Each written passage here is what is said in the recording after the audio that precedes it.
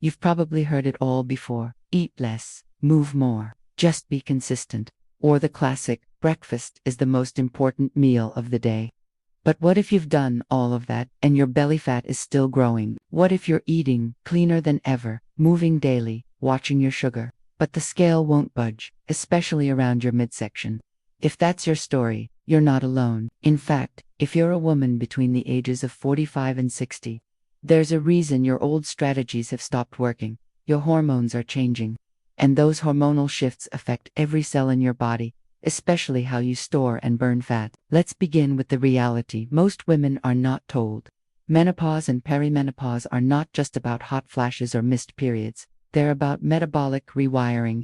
As estrogen declines, especially estradiol, the form that protects your metabolism, mood, bones, and skin, your body begins to operate under a completely different hormonal map. That drop in estrogen increases insulin resistance, meaning your cells become less efficient at using glucose for energy. So even if you're eating well, more of that food gets stored as fat, and not just any fat, but visceral fat.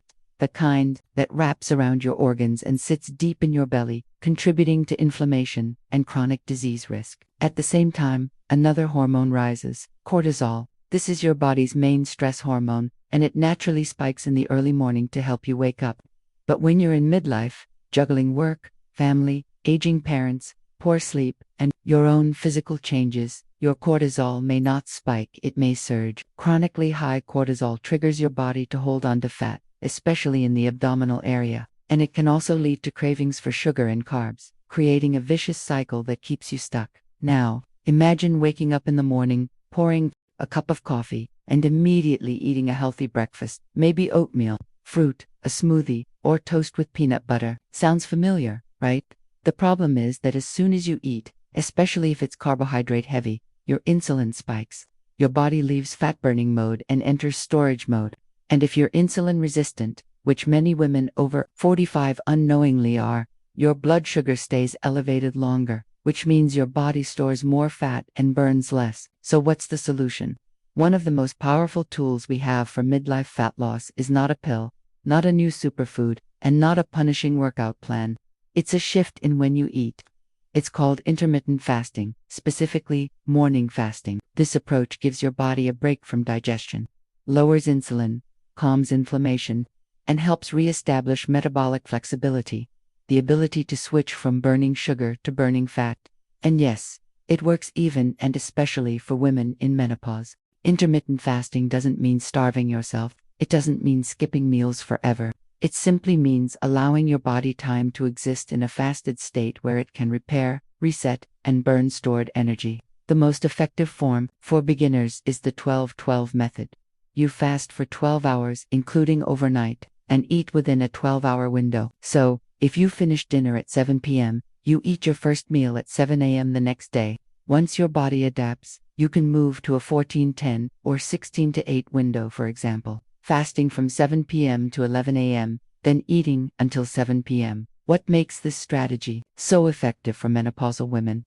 First, fasting improves insulin sensitivity, which means your body can better manage blood sugar and is less likely to store excess calories as fat. Second, it stimulates a process called autophagy, cellular cleanup that reduces inflammation, supports brain health, and slows down aging. Third, it reduces morning cortisol levels by eliminating the insulin-cortisol spike cycle that happens when you eat early. Instead of spiking blood sugar, you keep things calm and stable. Now let's talk about what a morning fast actually looks like. You wake up, you drink a large glass of water, maybe with a pinch of mineral salt or a squeeze of lemon. Then you can enjoy herbal teas or black coffee. Just no cream, no sugar, and no artificial sweeteners that could trigger an insulin response. You stay in this fasted state until your chosen eating window, maybe 10 a.m., maybe noon.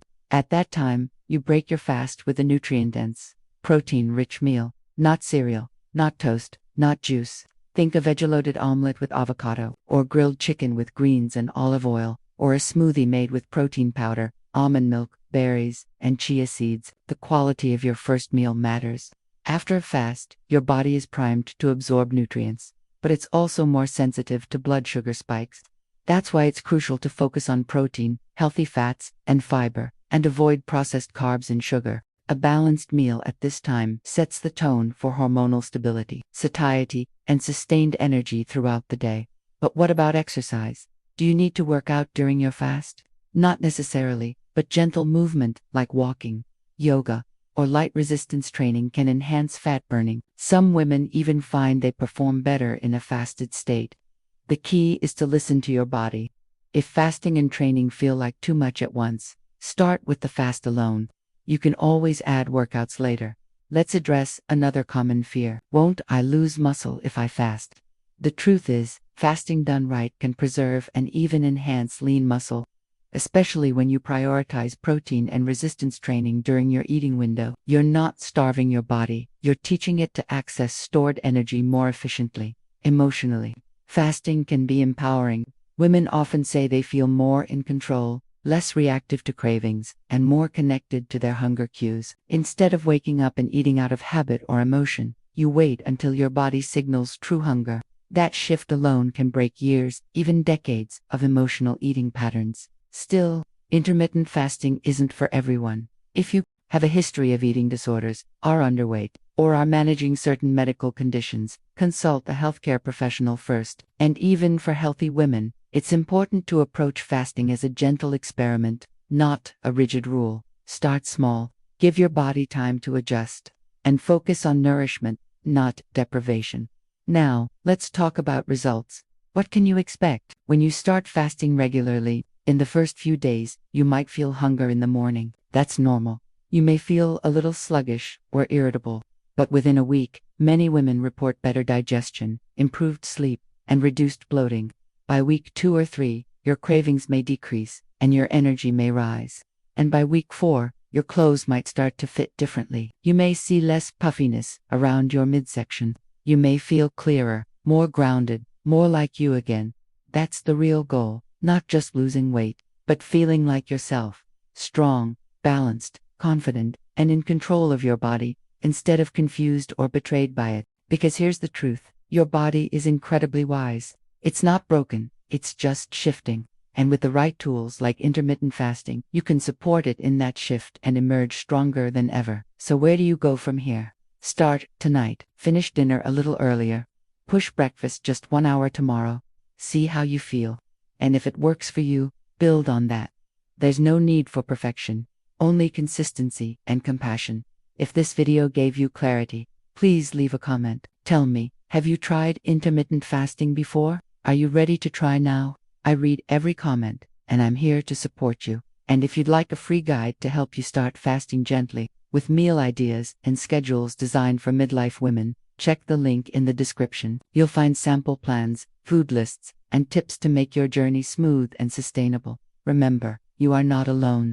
You are not failing. You are transforming, and your body is waiting for you to listen, support it, and thrive. If this video helped you, give it a like. Share it with a friend, and subscribe for weekly videos to help you feel stronger, healthier, and more empowered during this beautiful chapter of life. You've got this, and I'm with you every step of the way.